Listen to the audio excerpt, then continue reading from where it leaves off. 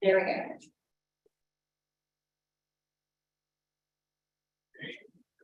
Okay.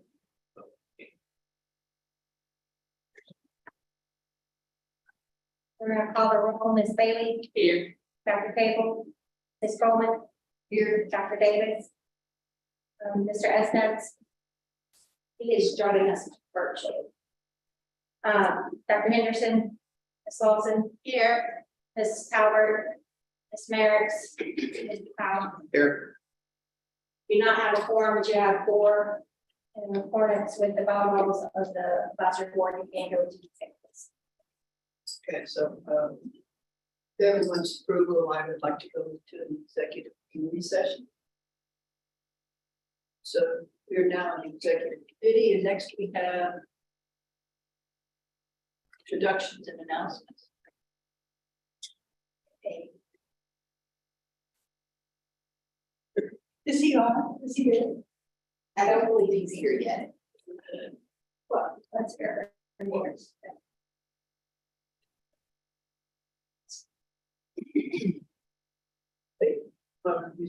have one more announcement, so we can do that and come back.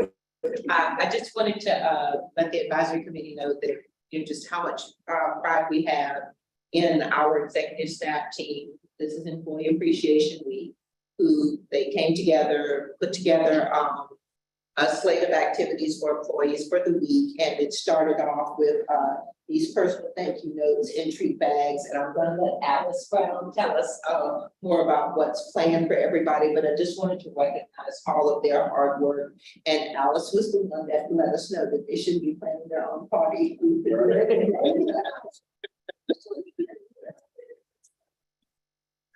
Okay, so the governor proclaimed State Employee Appreciation Week, which is from May 7th through May 13th. So we decided to get the best bang to have the most employees. We decided to do something Tuesday, Wednesday, and Thursday. Today, we have snack packs. So we added bags with a thank you note. And then we had chips and cookies and fruit snacks and a bottle of water. And we distributed to everyone, and the CAST team created these years of service. I call them a flyer. So we posted it to everybody's desk. Personalized. Everybody's living years of service individual. So mine had, thank you for your 19 years of service. So it's LOSFA years. So tomorrow on Wednesday, we're going to have cupcakes and punch. And then on Thursday, we'll have coffee, juice, and donut. We have another announcement coming up, and it's the 18th, it's the Granger baby shower. That's right. It's May 18th and 18th. And Oh, Lord. Surprising because there were signs up this morning. I saw I was like, why does it say Granger on it? What did I do? But thank you. It was very sweet. The baby girl. Oh, baby girl, so we'll be honoring them. So we're very excited that the team does such a wonderful job of letting everybody know. It's very thank you. And there's one location here, like you said, also. Or there's like kind of like all here.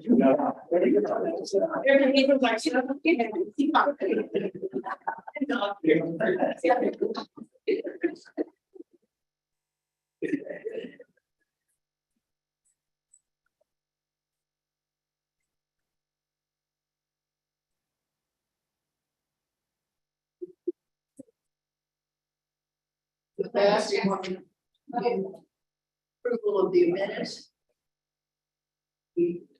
What do you recommend? We'll just move on. Okay, we are now at approval of the minutes. I reserve the right to go back sometime to present Ethan his plaque. Okay, approval of the minutes for April 6th.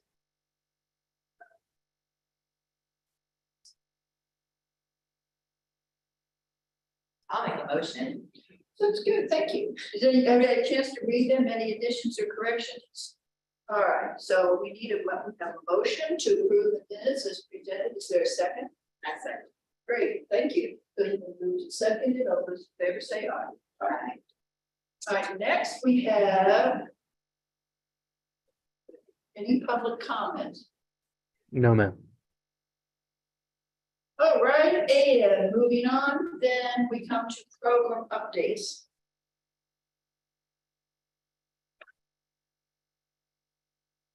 Good morning. Good morning.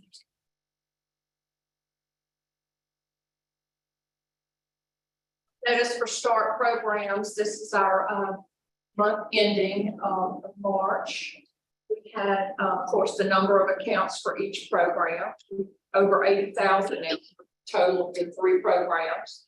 And also the investment balance for each of the individual programs with a collective balance. On the 17th of April, we added the above new investment options for Start K-12 and ABLE program. The State Treasurer's Office answered the call, so to speak, from our account owners that were looking for additional investment options that weren't available. Of course, they were concerned, like everyone else, with the downturn in the market. So they answered the call, and we added those on the 17th of April. They've been well received. You'll notice that there were 4 new ones for Start K-12, as well as 2 new for the ABLE. State Treasurer has to approve those investment options. The state treasurer selects them, yeah. Oh, selects them. Yes. We do not have that experience. Nor do it's not a bond committee, though. And I would note that all of these are also available to start already. Oh, So, we have experience with those that start programs. right. Thank you. All right, thank you. Anyone have any questions? Thank you. Good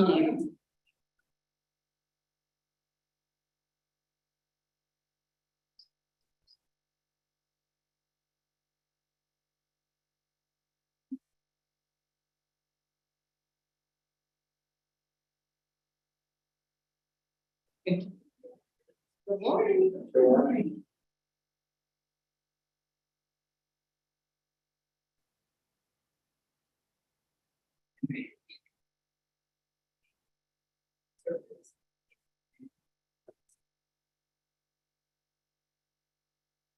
Okay, so for our update forecast, of course, we continue to do virtual outreach with virtual office hours, which is something that we started with the onset of COVID-19.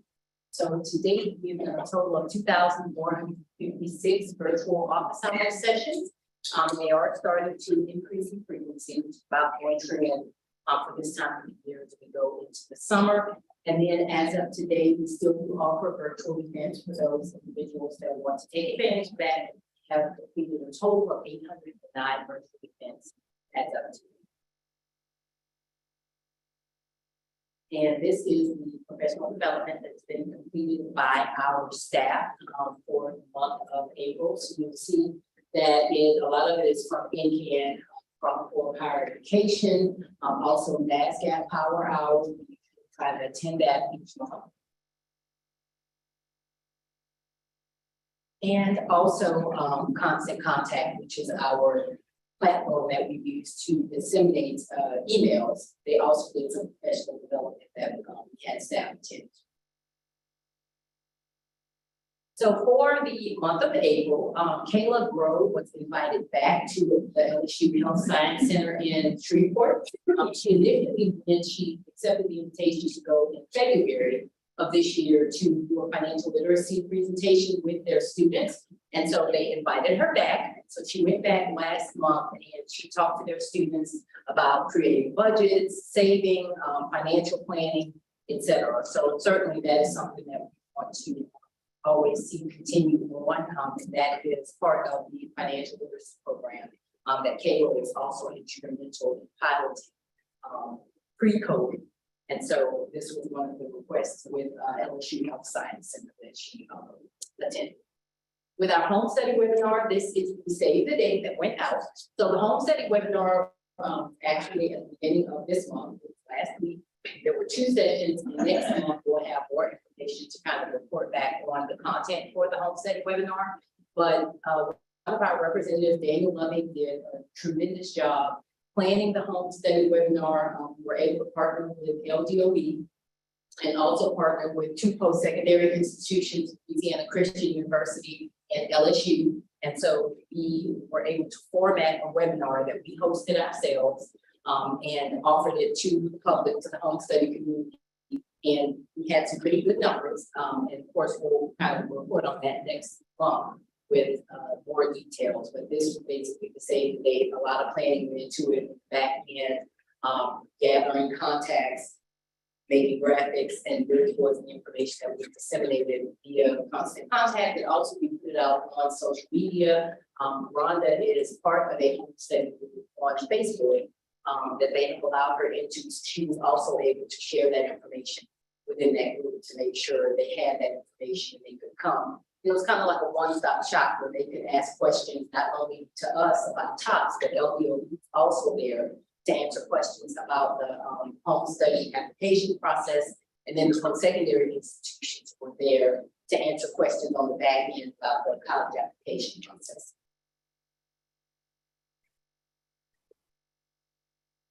Next.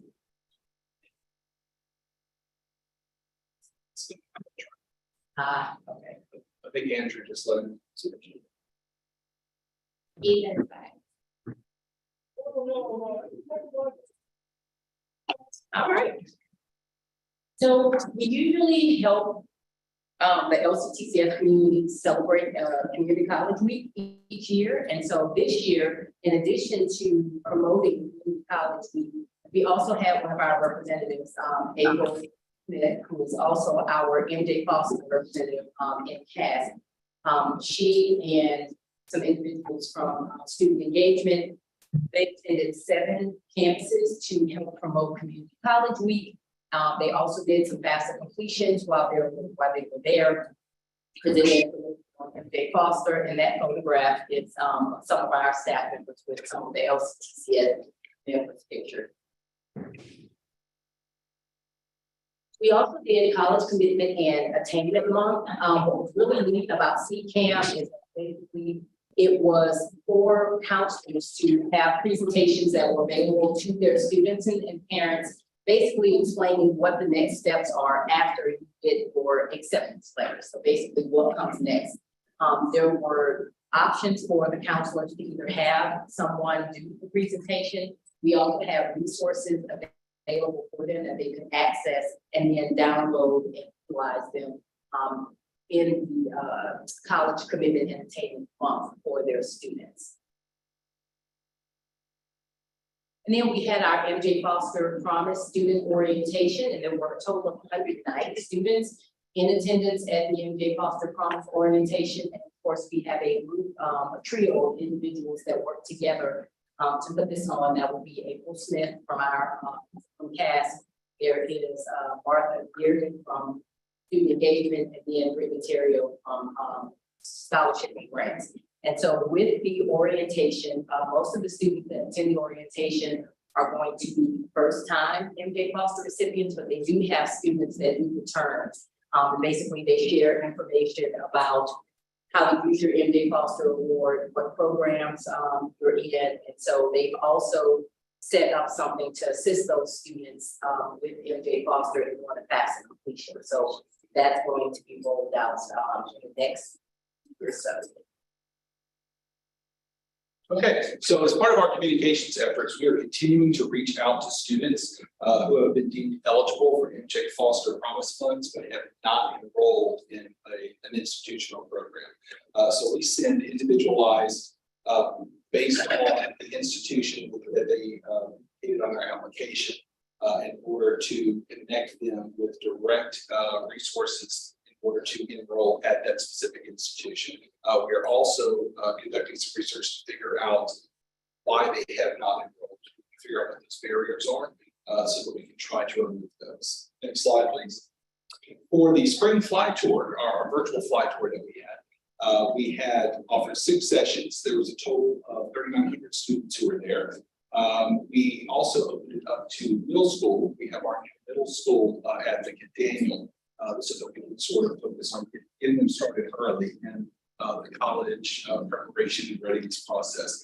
So we talked about college and career readiness, information on TOPS, and general financial literacy information resources that we have.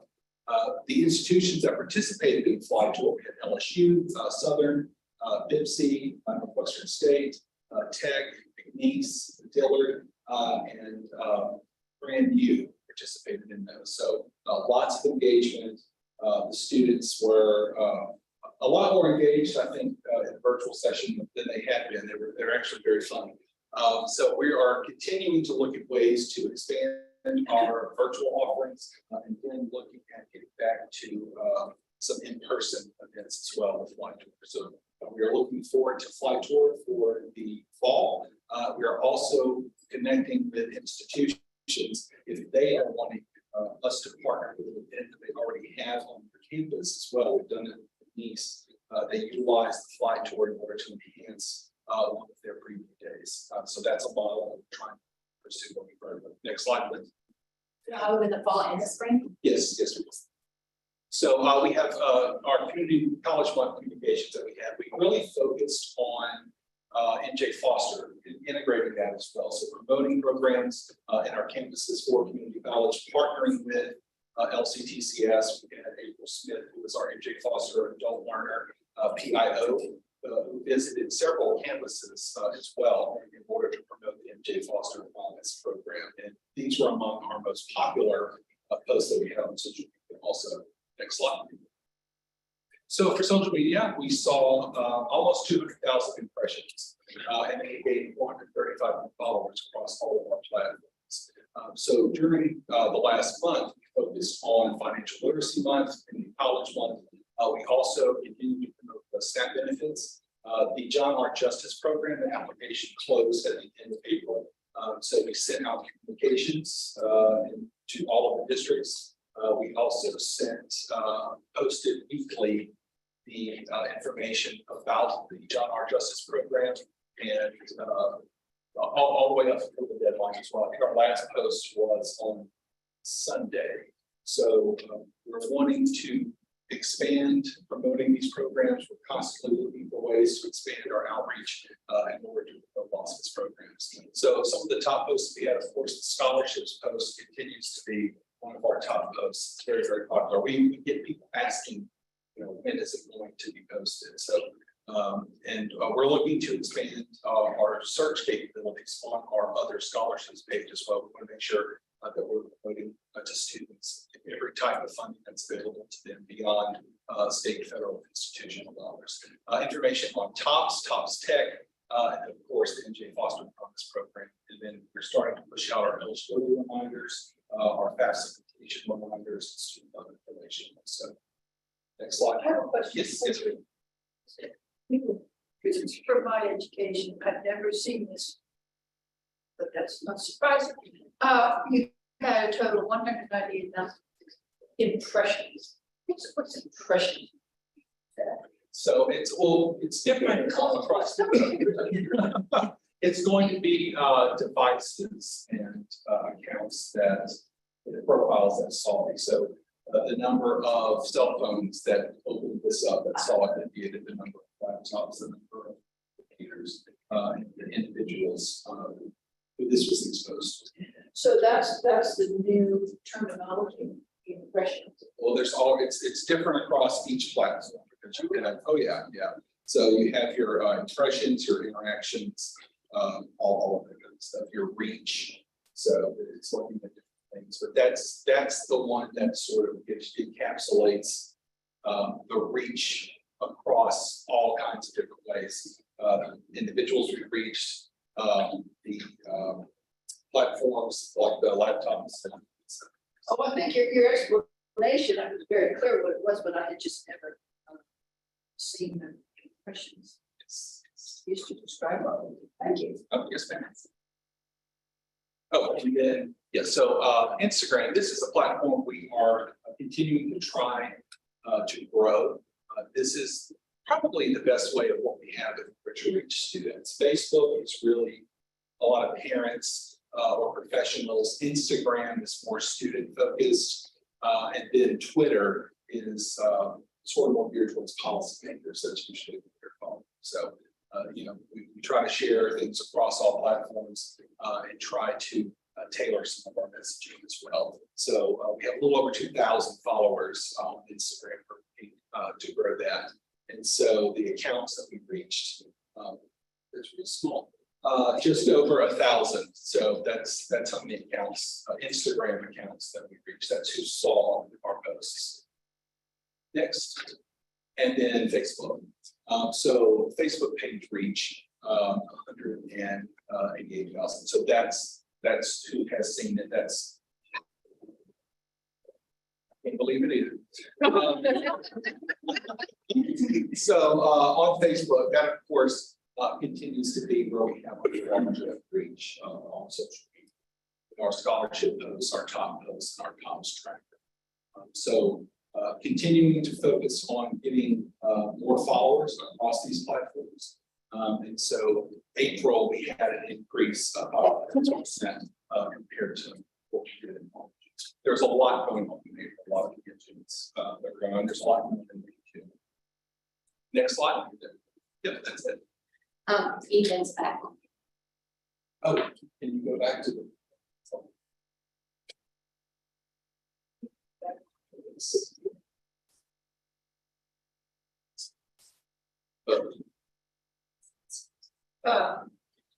Ethan, congratulations. Are you there? Yes, ma'am, I am here. Well, we miss you today. And you look very distinguished there, in that picture. If we had more time, you could probably tell us about what an eventful year this has been for you. I see that you're planning to attend law school, and had you been here, we would have presented this. Can he see this? I don't know if you can see it. Can you see that? He knows that it's a plaque. I don't know if you can tell. what's on it. I can make it out, but I can't see what's on it, so I apologize for that. Okay, I hold a very lovely plaque, and it says, a member of the Louisiana Office of Student Financial Assistance Advisory Board, Ethan Estes, is hereby commended for his exemplary service to the students at the higher education institutions of the state of Louisiana. And so on behalf of everyone here, I would like to thank you for the time and certainly wish you well as you continue your adventures. Does anybody else have anything they want to say to Ethan? Good job, Ethan. Great work. Thank you all very much. I'm sorry that I could not be there today. I really appreciate the opportunity to serve. The student voice on a board, whether that is any board across the state, but certainly in this regard, financial aid, financial assistance for our students. That is something that is immeasurable and unparalleled. And I am truly thankful to have been that voice for our students on this board. What you all do is immaculate. And I appreciate the relationships. I appreciate getting to know all of you and sharing the same goal for all the students that we serve in Louisiana. So thank you again. I apologize that I could not be there today, but thank you all very, very much. We thank you. Anybody else? I look forward to reading about you in very good ways in paper in the future. You guys are able to hear. Yes, ma'am. Thank you. Thank you. Okay, we are back with social media update. Student Partnerships update. Student engagement. Okay, good morning, everyone, and congratulations again on your accomplishments. In student engagement, we in the month of April continue with our individual monthly meetings with various disciplines. This one slide kind of encapsulates all that we have completed. And this month we had 14 different schools of which we connected students with, are connected students to and from. With this month's focus on network groups, we were trying to spotlight and highlight our network alums, those students who came through our first 2 years and have completed. So we invited them back to share their successes thus far. Many of them had already secured jobs and working in their fields of study. Some of them had taken them on with their education.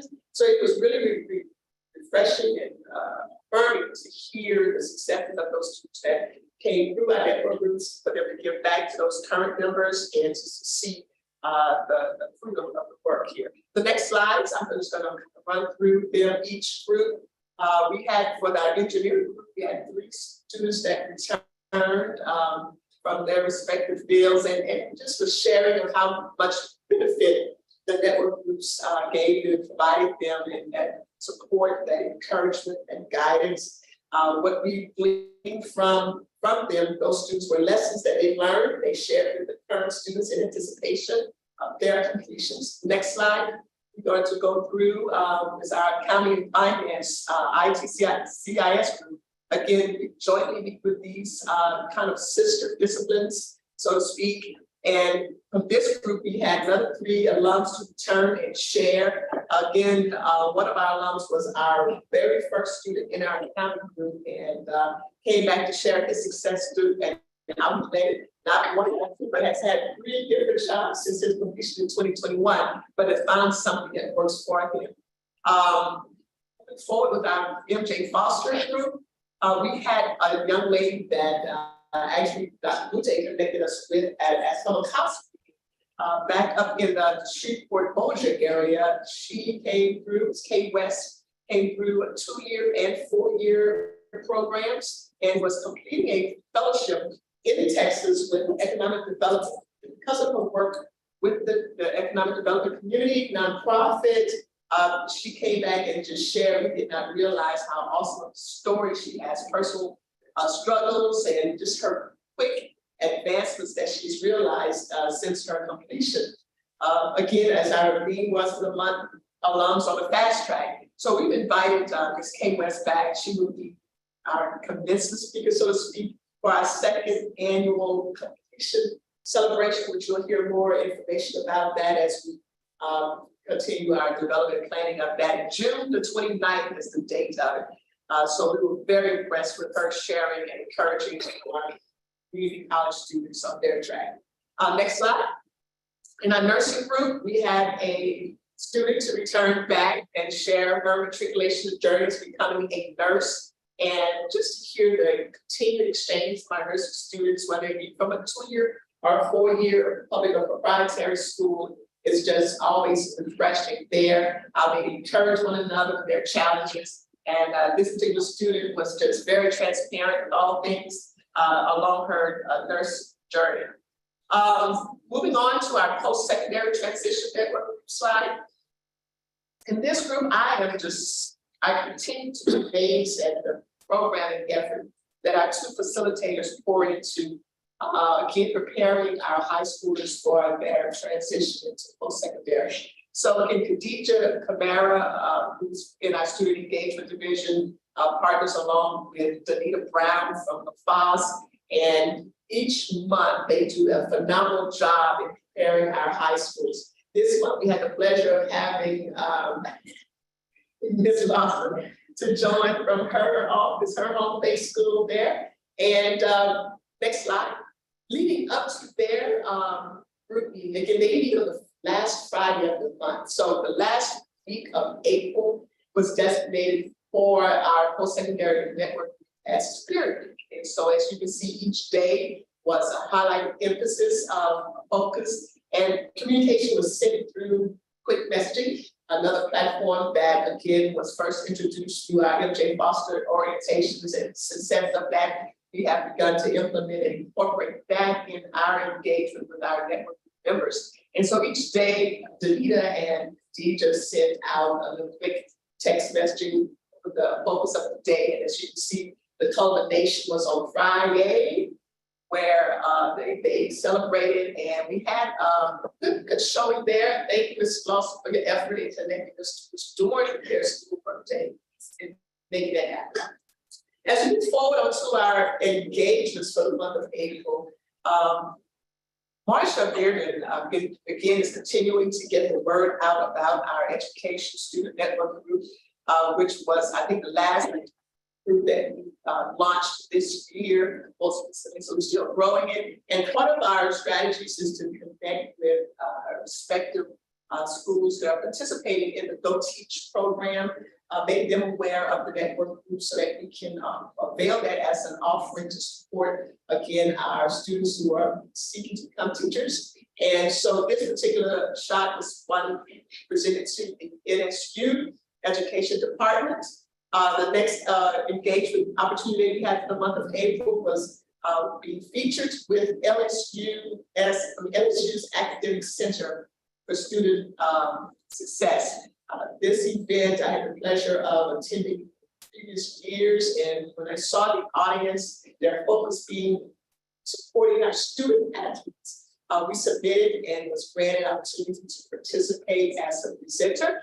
It was a virtual offering, and so we shared the work of LOSFA, student engagement, to provide those individuals, those professionals that provide student support, letting them know of the various scholarship opportunities available through LOSFA, the working of our network group, so that we can provide further supports to those students who happens to be athletes there.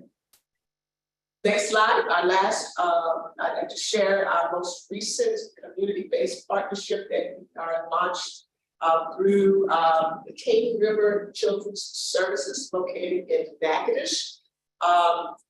Interesting enough, when I first came on board 2 years ago in May, there was a goodwill employee that reached out to us to provide supportive assistance to students who are transitioning out of foster care and seeking a post-secondary pathway.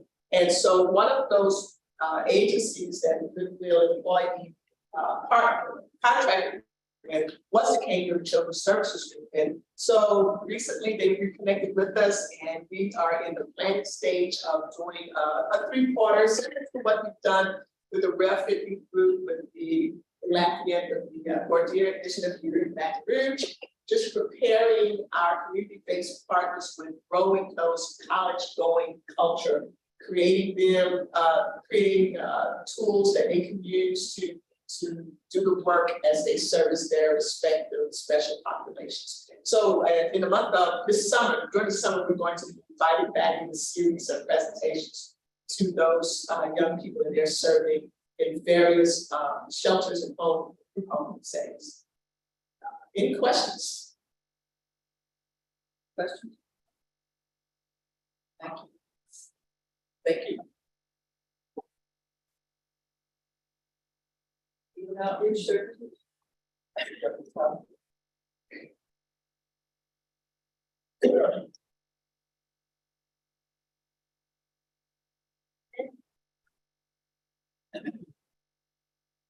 So on the right side of the screen, this is an event in the New Orleans area called Let's Go to College.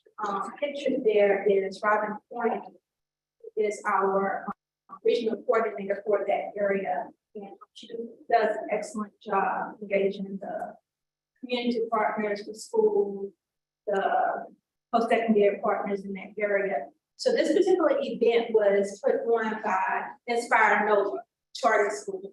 So it was 3 schools from Inspire Nova. Students were rotating in, and it was a day filled with college and career readiness. As you can see from those highlights there, they learned all things college. They even had a panel discussion with university presidents, which was really awesome. So they talked about various things, but right now, one of the most important things with students and their assistants is mental health, how to address that while they're in college. So they address that as well. Some of the students who were there actually received college acceptance at that at the actual event.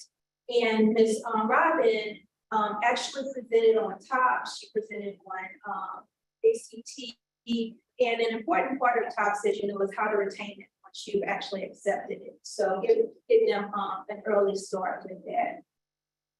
On the right side of the screen there, this is the virtual career expo at Louisiana Delta Community College and Louisiana Tech have been, they've done an amazing job. I've reported on this so many times in the past, where they do most of these virtual. They have offered some in person, but these have gone over really well. We register students by classroom into these sessions, and as you can see by the event title, it's really helping students to understand aspects of the sessions that they're offering. So what can I do with a degree from the School of Business and Technology? What type of certifications can I receive from workforce? So helping students to make those connections to what, what is workforce means? What does the offerings in these various schools mean? And I'll talk a little bit more about that as we talk about campus business later on in the presentation. Next slide, please. Now, so this slide is definitely one that is very hard for us in terms of Ryan's Green's Davis. She's one of our Europe students, and the reason why, we highlight students all the time, we always highlight the students. But Ryan, her family, felt strongly enough about her participation in Europe and her participation in the Explorers Club to include that in her obituary. We lost the student. And I wanted to definitely celebrate her life, celebrate, her interactions with our program. And the beautiful thing about what Ryan was able to do as a part of the Explorers Club. So most of you can remember that as we presented on Explorers Club, that is a college and career readiness club embedded in our Europe program, embedded in our Europe schools, like DECA, like Beta, like the 4-H club. And the beautiful thing about this is research-based and it's peer-led. So even though Ryan is not here with us any longer, her works and her impact of her fellow students through all the different activities that she participated in and encouraged her peers to do will live on. So definitely wanted to celebrate Ryan. On the right side of the screen, I wanted to follow back up on Adriana Payne. So you knew we had a campaign, told you about, okay, so this is our campaign to help and encourage our students to persist through their first year of college. So this is to incentivize them to do certain steps that are tied to persistence. And so this is our winner, this Adrienne Payne won the $100 gift card from Target. So we thank Target, for donating that to us, and also for Adrienne for taking the time to connect with us, to let us know how she was doing, to do all the things we asked her to do, and submit that to us. So we still have some products from Main Event, and we're working to get those out to the students. So this campaign is still going on. So, but with this campaign, we're able to reach, that many students, and, our team, we're constantly reaching out to our students to encourage them to find out what help they need to persist to college. So not just getting them there, but also helping them navigate once they get there. Next slide, please. So as I was speaking earlier about, the students actually being accepted to college, on the spot with the event that was done in NOLA. One of the things that we have done, over the years is campus visits.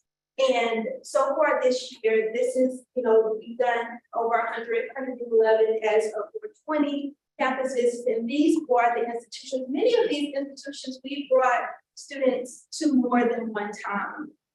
And why campus visits? So definitely campus visits, students actually going to the campuses, It's research-based and it's proven to help them to engage or matriculate and to persist. So when they get there, what are they doing? We require them to do the base, what they're doing is financial aid admission. So what kind of aid, what kind of requirements to get in, but also student support services. They have to go to student support services to get a calculator, tutoring, making sure they have that, and also the experiential learning, the activities on those campuses in those programs of studying, college student shadowing as well. So they have students who are closer to their age that they can actually see themselves there. So that's what I have. Thank you so much. Thank you. Anybody have any questions or comments?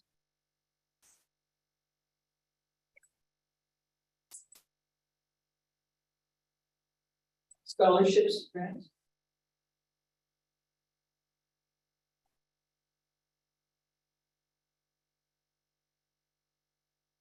Good morning. Good morning. On the Louisiana Gold Grant, I do have an updated number. We have $1,020,792 that has remaining allocation. That amount will be offered to schools who have additional students that have been identified as eligible for the program.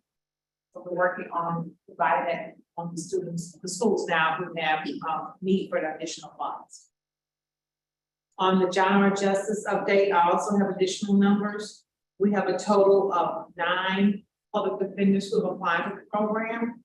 We will make awards to 5 of those. The application period closed on September 30th.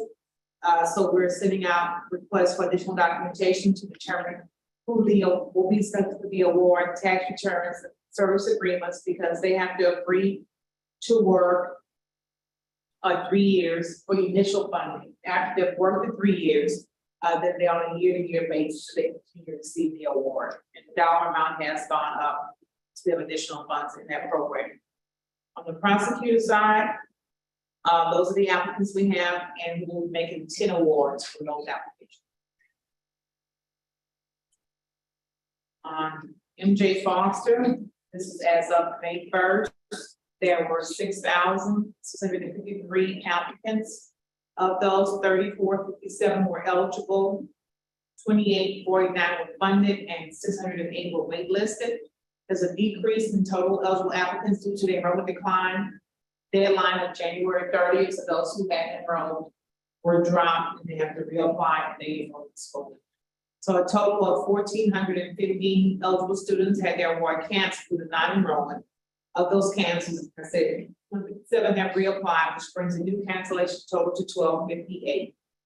That's just the ongoing process, and there are some bills that Robert will discuss in her update that relate to MJ Foster administration. With the National Guard Local Youth Challenge program, we made 14 awards during the academic year. Those students they can go in the summer. The award is good for 2 years. Most of them do not go, so that's the total thus far for this year. And we did process 2 more. We processed 2 more this week, so that amount will increase for the next meeting. Any questions about the programs? Anybody have any questions? So I'm good. Okay. Going to Everybody's kind of overloading the thing on my way here. Okay. Prior school owners, because they were talking about how you had to put it on application and then you had to get accepted, and we don't start every semester like a lot of schools. And for instance, we start every week. Right. And they have a lot of questions. I said, I'm going to. Because we do have a meeting actually this afternoon with the work group and Mr. Clark from Delta, Billy Clark, he's the representative on that. So he's been very in touch with our representative specialist for criteria work with that program. So that's fine, you can send it to us. I was asking yourself, but most of those questions. Okay, No. well, yeah, So, we're going to meet this afternoon, so it goes done. This is a little bit different, the bill that Robert discussed will affect criteria. So they were talking about, I think, first dollar versus last dollar. That's one of the that. bills that Robert. Yeah, they were talking about, it's really a lot of our students get fed anyway. So it's really being involved, and that money would be available if it is for a dollar, because a lot of people wouldn't use Tel, you know, or their government subsidies like the subsidies and things like that. So that's very good. Man, I thought it would be late this morning. All these people trying to talk to me. I felt like I was coming up here to campaign or something. That's why I've been looking. I see the flyers. Trying to use the dollars. I mean, this was. Yeah, it's there, hopefully, can still help. Wasn't it debt?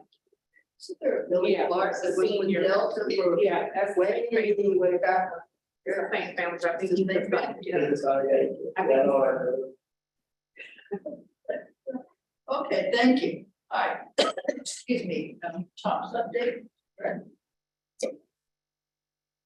We've spent 87% of our original TOPS allocation at this point. Only Southern and Southeastern had increases over the last year. All other state and private universities showed decreases. Proprietary schools have a little bit more, but yeah. That $21 million is about where we're going to end the year.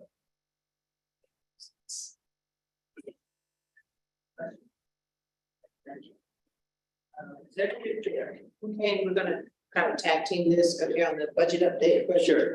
Okay. TOPS is fully funded for next year, based on LOSFA's projection. We project a little bit over $308 million for TOPS next year, which is $22 million less than this year's original appropriation. If you see the TOPS appropriation in red next year, there's a decrease in state general fund of over $80 million, but $60 million of that is a means of finance fund. There was a debt service that was attached to the TOPS tobacco fund that expired, and that allows us to pay more TOPS expenditures out of that. So, yeah. Question. And I'm assuming that none of these things that they are doing in capital, swapping out funds of that, and It does not. that's good.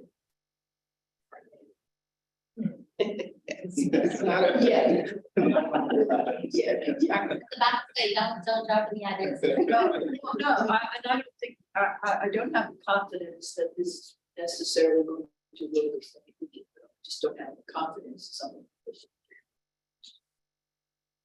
So much depends on what they want to sort out, what voters are ready to do, but thank you for that. Okay, what else? What's next? Legislative. I provided y'all with this, it provides all of the updates, and I'm just gonna hit the highlights. If y'all don't. We'll talk about HB 219 here shortly, that's the hospital. But I'll hit the EJ Foster slide. So Senator White's bill 120 makes the allocation of $10.5 million available across the board for proprietary schools and LCTCS schools combined. It's not split into 10 million and 500,000 as it was. Senator Hewitt's bill, as it stands, okay, it just passed Senate Ed last week. It has not gone to the Senate floor yet. It is scheduled for debate today, and this could change. But as of right now, the program is no longer first dollar for the first payment only. After the first payment, the students will be required to file FAFSA and to use other aid first before MJ. That's how it stands right now. But like I said, it's still got Senate floor, House Ed, House D. So we don't know at this point what will happen. It also allows for payment of tuition fees, books, and instructional materials instead of just tuition and fees. Let's see.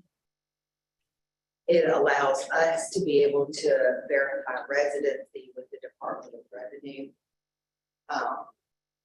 It eliminates the requirement that we go to JLCB every single time that we're making. We're just going to do it that first time, and we'll not have to do that again. And then it adds a number of reporting to the law that Senator Hewitt wanted to be reported to the legislature. And it's a lot of stuff that we don't currently report on, I don't believe, but we are working on it, so it's reporting that stuff. And I'm just gonna hit the Start K-12 bill.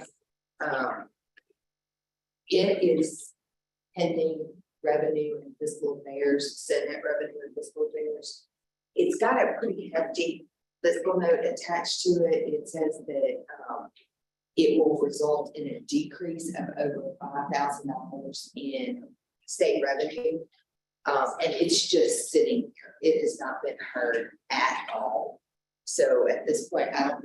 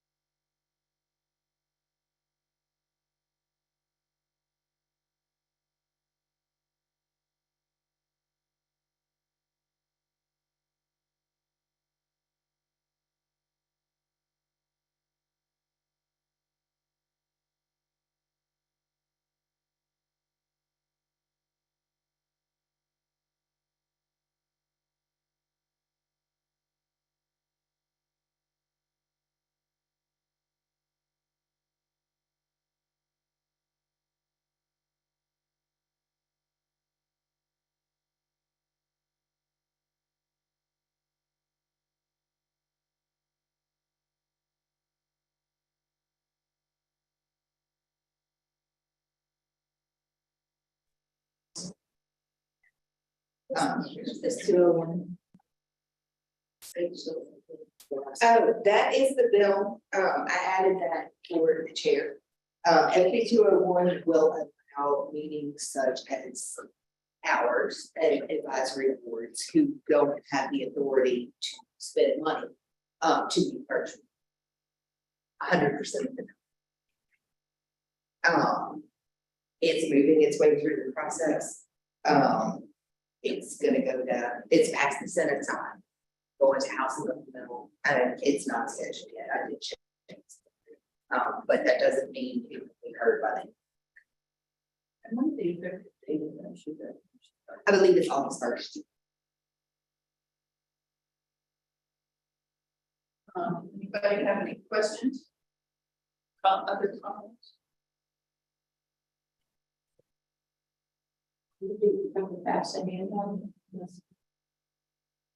Well, and the other, the other bills, most of the, I think you have to look, most of them would be effective August 1st as well.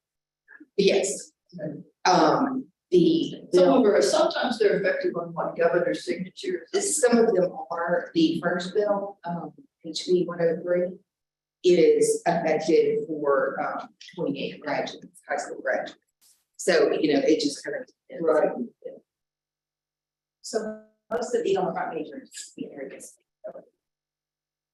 Actually, they're just organized by type of bill, then by number, because you see first page is tops, and then National Guard, and then on third.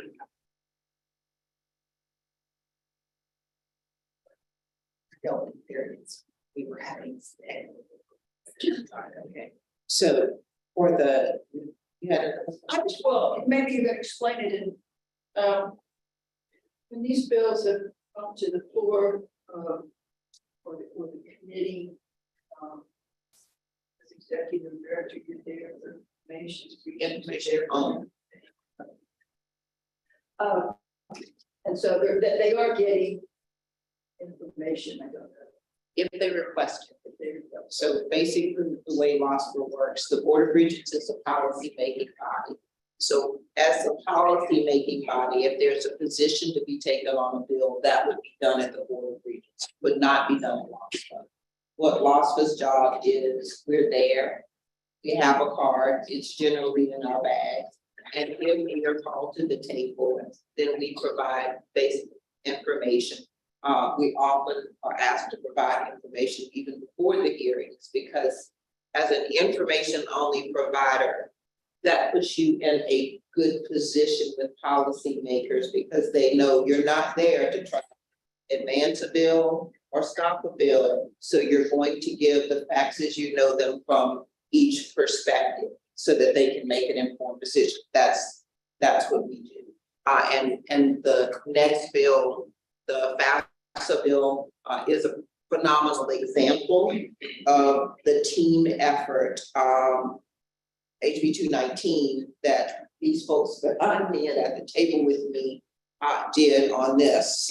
So when this bill first came about, Representative Owen's bill, the desire was to eliminate the FAFSA and separate it totally from TOPS, to put a wall between the FAFSA and TOPS. And so the problem came about is that TOPS is a merit-based program. So there are those that would feel that TOPS is a merit-based program and you don't have income in TOPS. Why are you making people fill out the FAFSA or TOPS? So our team worked with NCAN. The handout that you saw in your packets hopefully showed you, we got the Louisiana specific research to show why you would want students that need to fill out the FAFSA to file a FAFSA so that they don't leave money on the table. But we also, it was equally important to let individuals know that you don't have to fill out the FAFSA or TOPS. That is not a requirement. You have a choice as to whether you fill out the FAFSA or not. And so it got to the point where Representative Owen said, I would like to come and visit you all. And I would like you to go line by line on the FAFSA and line by line on the TOPS online application. In other words, I would like you to show me this choice you keep telling me people have. And I want to say I read that email at 10:30 on a Sunday evening. So no, I wasn't going to text Ebony and the team to say, so hey, he wants to meet at 8 o'clock Monday morning. So we had a very early text Monday. We ended up settling on Tuesday morning at maybe 8:30 or 8 o'clock. And they had house education at 9. And so Ebony actually timed the presentation, worked with Alice to get the mock up so that you don't file a real FAFSA or file a real online application. And so worked with Shane and Andrew on getting the choices and the links to the choices prominently displayed on the site, because Representative Bowen said, when I filed it, I had to go hunt for it. We're like, okay, we can fix that. So a team effort of, Robin looking at what we needed to do, Shauna looking at the data, Connor looking at the data, Ebony and Shane working, and Andrew to get the website where it needed to be from Alice. So after all of that, Representative Owen saw firsthand that students do have a choice, and actually sent individuals to our site the very next day to see is what they showed me functioning, and can you find it easily, and found that it was. So where are we with that bill today? It is scheduled for floor debate today, and Representative Owen is making a decision as to whether he is going to advance the bill or not. Because he basically left LOSFA saying, okay, well then either I'm codifying what you're already doing, or I'm acknowledging what you're already doing. So again, hats off to everybody in this room. If I missed anybody, certainly want to thank everybody that was involved in the education and provision of information. It wasn't our job to convince him not to go forward with the bill. It was just these are the consequences, right? And this is the choice that they have. Now we're working, encouraging him to work with the Department of Ed to make sure that we do not have individuals at the school level that are telling students they have to file the FAFSA even if they have a valid waiver. So that, again, we've actually seen examples. So They have a valid waiver. they have a waiver, and yes, so we can talk about that offline, but yes, that's existing. And it's angered parents, and we've said, but that is a statement that can be made by policymakers to say we shouldn't be doing that. And then what our job is at LOSFA is to make sure that we can amplify the information and the tools that counselors have to show, although you don't have to file it in your situation, here's what the bottom line will be if you do, and here's what the bottom line will be if you don't. Yeah. So that then it really is what cost of choice. It's your choice, but this is what's going to happen when you see that B bill and it's not there. So comments from you all have informed that, and that's what we've said. I can't get it done overnight, but we are on track to identify and put a tool in the student hub that will help with match and fit, and that will help with cost of choice, because we know it has to be done, because there aren't ever going to be enough of us to be able to explain that one-on-one to every family. So as of right now, kudos to this great team. Those resources for the counselors would be extremely helpful too, because, Yes. I mean, if you're, our numbers are not, we're overwhelmed with the number of students and trying to get all that information out, and that would be extremely helpful. And this is what we've said, is that it's not everybody, but if there are instances where that is happening and he's hearing about it from constituents, this is an example of why that person would be angry, but this is the reality, and this is what you could do about that, right? So, and this is what we will help with respect to that. So he was very complimentary of the work of the team. We talk about that in here about how ridiculous it is that some people don't follow FAFSA. They don't pay taxes, we barely know who they are or whatever. It's like, it just seems like that's just kind of standard of going to school. Everybody does that. So I think when you start saying certain people have to do it, certain people want to do it. I just know this from the child care sector when it came to these FERC funds that we're giving out to these students, and now the students are entitled to that money, we had to get the money, but if they didn't take the money, then they had to get a waiver, and then they forgot to sign the waiver, and then they graduated, and they didn't get the money, then they won't figure out one way to get the money. It seems like it'd be more of a burden now, because instead of checking off who's still out of the so you try to figure out, was there a waiver, was it not a waiver? Or does people just start doing waivers so they get lazy and not like really help the student? Well, I mean, for us, we have to place 70% of our students, or we lose Title IV funding. And you can, like, if they continue in education or they didn't want to get a job, you can get a waiver, but that's kind of a lazy way of just kind of need a job. Everybody's full of waivers. That's when they actually hit us now, that if we have more than a certain percentage of waivers, they start investigating. So, yeah. We do. So good luck. Well, no, we do check and if you have, if it's total, a huge amount, we do check it. But most times you will have them say, well, we did it. But if they came back and did the FAFSA, it actually overlaps it in the system, it'll come back and say that, oh, the student actually did the FAFSA. But many times the conversation is, well, the conversation I had yesterday was that they don't tell the parent that, hey, I want, I'm like, they changed their mind. They don't tell us they changed their mind. And lo and behold, 2 minutes later, her son came in and he said, oh, I'm thinking about going to such and such. And her and the daughter both said, well, you didn't tell us that. And she said, oh, that lady just said that y'all changed. Yes, they changed their mind. To me, it's there because they changed their mind. They're not gonna tell you. They most times will go in and roll and do all the other stuff themselves and won't say nothing except for I need your support. Well, I mean, and COVID had an impact on all of this, right? Because a lot of our kids got to start working, and this senior class is the last class that was in high school when it happened. And so like their mindset is, I'm done with school, I don't want to go to college. So it's not the students that want to go to college, it's those that say they don't want to go to the workforce. We've had conversations about this, try our best to say, we just want a backup plan for you. Like in case that doesn't work out, in case you get injured, in case the military disqualifies you for a medical condition, anything that you don't know about right now. Well, at that point, they've already filled out a waiver. Like, that's why we always say, like, hey, you don't have to necessarily do this, but this might be in your best interest. You have a year. You have this year to claim your Thompson. I use that conversation. But the counselors, like, I say that to my students, but some counselors that come in, like right now, there's a school that has brand new counselors, and I've shared that with them, but there's not a, like, training. We can go to the council collaborations twice a year if you get off to be able to go, or you can pay, it's on the website.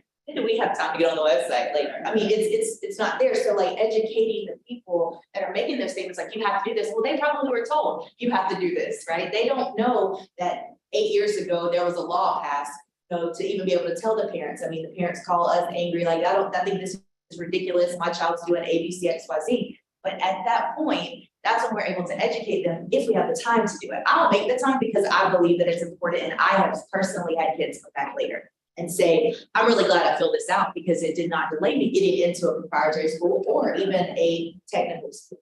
But that's because of experience. But there are so many right now, teachers leaving, counselors leaving. I mean, there's no way to keep that balanced except for, people on the ground trying our best to do it. So it is challenging. Christy, I will say that I'm not gonna name the school, but I went to the best. And they were like, no, you can't do that. Like, I don't want to do it. And they were like, no, you can't do. So I said, I talked to them, I said, well, you can do this, like, we just want to apply for COPS. I said, well, there is the top online application. Not knowing that the counselor of that particular institution, she said, oh, yeah, we know about the top online application, but we make it fast. Well, I'm already ready to tell you, there are multiple options. So I know that there's sometimes they don't have the tool to know what these options are. But then there's the other side where they know what the options are and they are like forcing them. And he was not a happy camera. When I shared with him about like this. They're vocally unhappy in those instances. And so this is the decision tree on the back that our CASC and graphics teams did a great job of doing. That Evan was actually able to show Representative Owen on our website. Thank you, Andrew and Shane, that it was right there. And he said, oh, this is great that you plan to do this in the future on your site. And I'm like, no, sir, it's there right now. And you see this yellow box that says, I'd like to apply for state aid. Now, federal aid, you click here. it's right there at the top, but the consequences are here, and that's where we have to do what our stance was, is yes, sir, we understand. If that a parent is angry because in the incidents that the parent texted me and showed me the waiver form, the counselor at that particular school told the student they could not walk across the stage for graduation unless they filed a FAFSA. Yes, it's going to anger a parent because both of these choices on this page count for the requirement that's in rule to say FAFSA for high school graduation or the waiver or the online application for TOPS. So after we actually went through that and did that education and said, we realized there's more education to do, right? And we have to do that together to let folks know you actually do have a choice, but do you understand the consequences of your choice? And we thank each of you for your feedback here, because that gives us bona fide examples to be able to use in addition to what we're showing and to make decisions on. That's how this came about, to say, well, we need to do something and put it out there. But anyway, that concludes it. So we will keep you posted on where we are with HB 219. So this simplified FAFSA, when this rolls out, on our presentation, they talked about possibly like training or like offering the training for us. I definitely want that because it'll help me when I understand, I can help other people understand. And there are individuals that will call me because it has to do with LOSFA and then TOPS. And so I'm looking forward to that. It makes me really nervous that it's going to be December 1st trying to do the turnaround so quickly, because I can tell you that we feel the pressure. Like, I mean, I'm thinking about this right now. There are probably counselors that have been told by their districts, like, this is, we got to push this and this is a crunch time. I didn't know. I found out from them that it was going to be December 1st after I had said, you know, the process I started in September with their, you know, their IDs. And so I can tell this year it's going to be a little bit more challenging to get that February 1st deadline. But I mean, we are still trying to reach that for our kids, but. And that is wonderful feedback, because as a matter of fact, this Thursday and Friday, I will be in DC with NCAN, with officials from the Department of Ed. And yesterday I received an email saying, will one of you be willing to ask the department, because December 1st is not a guaranteed date. Right. We have not been given a guaranteed date. And so one of the questions that we were asked to ask, if we're comfortable, is can you commit to an early date in December because of the long break and the rush that puts on professional school counselors and access personnel to get these things done in time. So your feedback is very timely, and it will be taken to the U.S. Department of Education this Friday morning. I appreciate that, because I am feeling the anxiety already. I mean, I say December 1st, right? We don't even know if it's December 1st. I mean, it could No, be we do after not. back in We plan to ask, and Ebony and Barry are going right to the Better FAFSA. And Ebony, let's have a side conversation with Christy about that after this week. So Christy, what you're saying is the simplified FAFSA may not be simplified? I don't know what it is. Makes it more It's- complicated. No, it's gonna be less. I mean, it's gonna. Time frame will be shortened this one year. Oh, So it's only because they did a new vast overhaul of the application. And so because they did that, they pushed it back just this one single year to December, and then every year after that until they decide to change something else. It'll go back to October, but this year it will be December.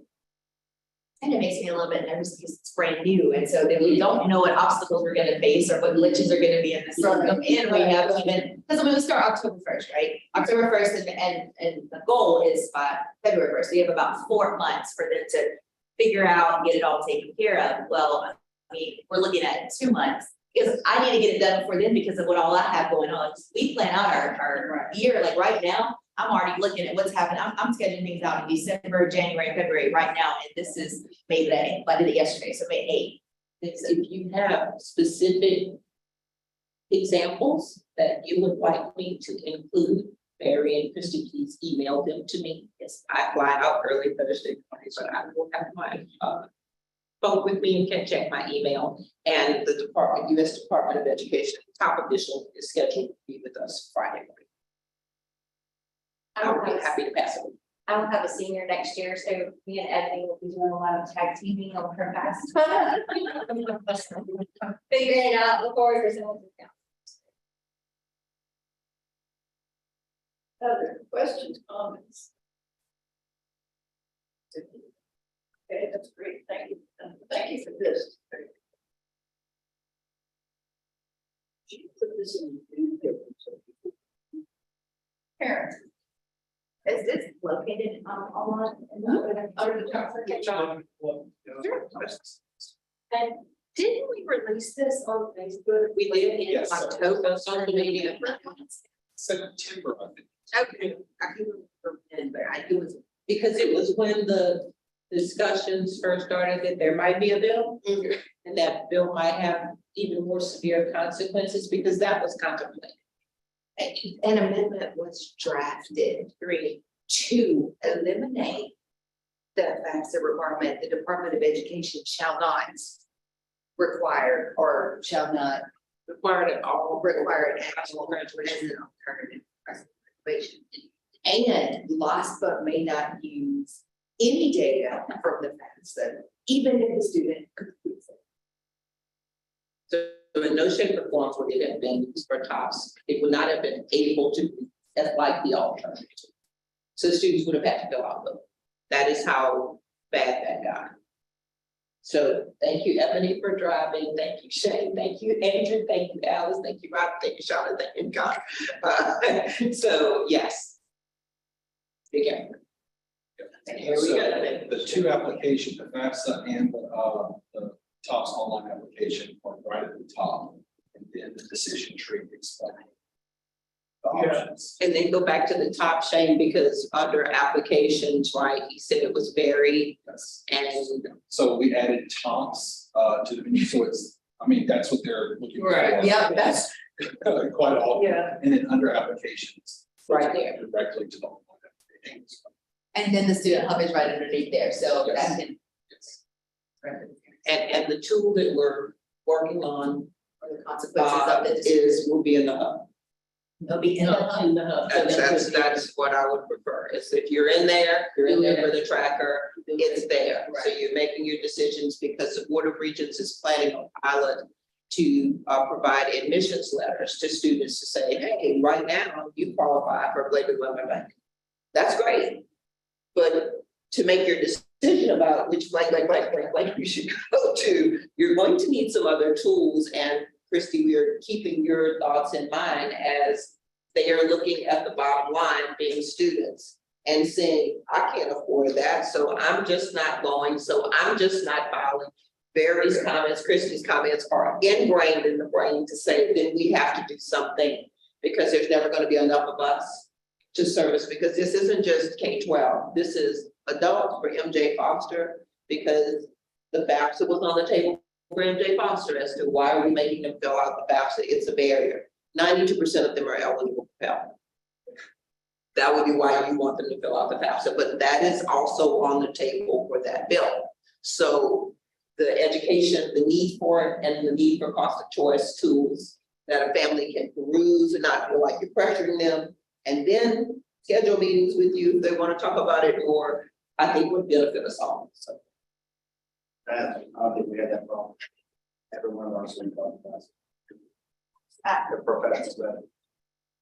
And I go back to like my very first year as a school counselor, and, you know, after that year of filling it out, you know, students that graduated the year prior, it's like, I wish I would have known, I could have accessed this money, and I didn't even know about the FAFSA. So if you do away with the whole, you know, requirement, I'm gonna use the air quotes, because you do away with that, then there may not even ever be a conversation with anybody about it. So it's kind of a double-edged sword there, but there seems to have been more positive things come from it than there are negatives, but we do have obstacles along the way. sure.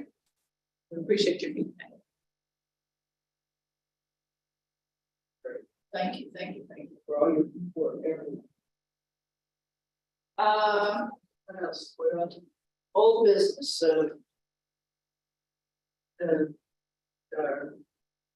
oh, the rulemaking. And, so I would need a motion to approve final rulemaking for the mental health exception. Can you read it up there?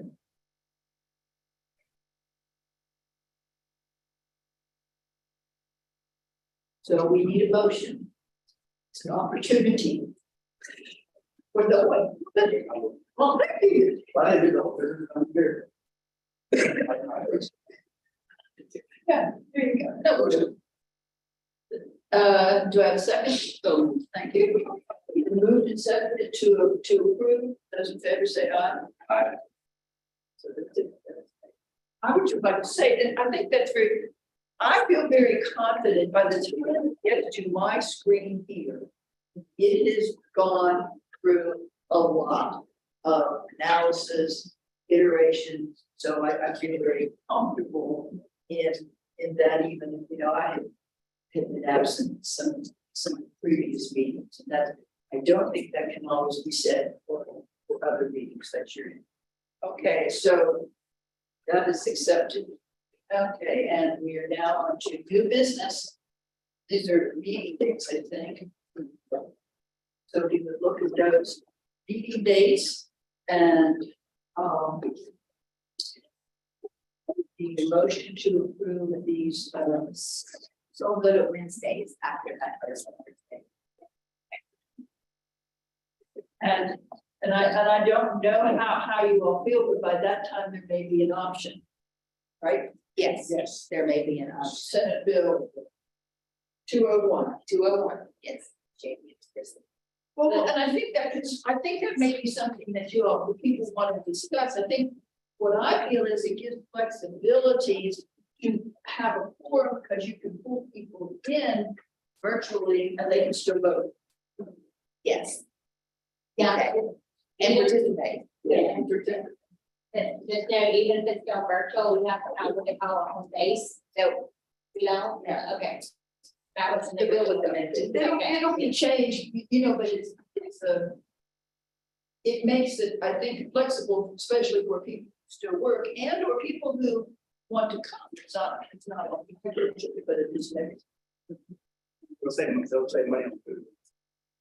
Out. Well, but there is great benefit to meeting in person, but as we can see today, it's always not. Or people cannot participate. All right, so do I have a motion to accept the meeting date? All right, thank you. Second place. Great, good work. Move in second, those in favor say aye. Aye. That's, all right, so those are the proposed meeting dates. Next are the TOPS exceptions, the attached requests. I do read these, as you all know, and try to be very mindful of them. At this time, we have 3, and I didn't see any problems with them. Even concerns, even any picky concerns that pop up in my mind. So, do I have a motion to approve these 3 exceptions? Good, and a second? I'm saying. All right, so it's been moved and seconded to approve these 3 exceptions. All those in favor say aye. Aye. So that has been adopted. And we are now, next meeting date is June 2nd. Anybody have anything to last remarks? If not, do I have a motion? Let's see, Christie, this might have to be your motion now. A motion to adjourn. I'll make the motion. I know we need a second. Yes. All right, moved and seconded, and we are adjourned.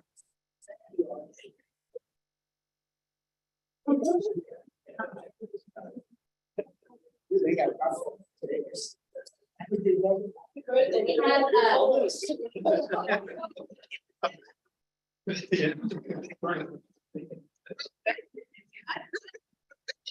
It's coming.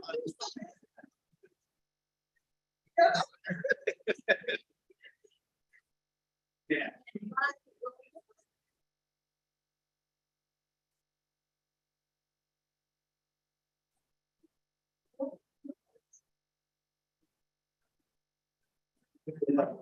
that kind of stuff.